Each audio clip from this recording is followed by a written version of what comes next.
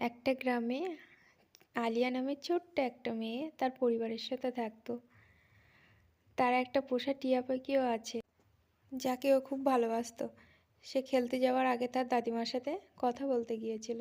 বলল, দাদিমা, আমি কি কোনো কাজে সাহায্য করতে পারি? দাদিমা বলল, হ্যাঁ, যাও যাও, তোমার বাবা দেখো গরুর দুধ দোয়াতে যাচ্ছে, তুমি ওখানে যাও, গিয়ে গরুকে কিছু খেতে দাও, যাতে তোমার বাবা দুধ দোয়াতে পারে ভালোভাবে, গরুটা নড়াচড়া যেন না করে। বললো, ঠিক আছে বলে উঠোন দিয়ে দৌড়াতে দৌড়াতে সে গোইলে পৌঁছে গেল। তারপরে সেখানে গিয়ে সে গরুকে কিছু খড় খেতে দিল। আর দেখো, সে পোষা টিয়া পাখিটি সেই আর একটা খড় গাদার উপরে বসে আছে, গরুটা খাচ্ছে। মাঝে মাঝে ওর আবার গায়ে মাছিও বসছে, তার জন্য গরুটা ভীষণ রাগ করছে।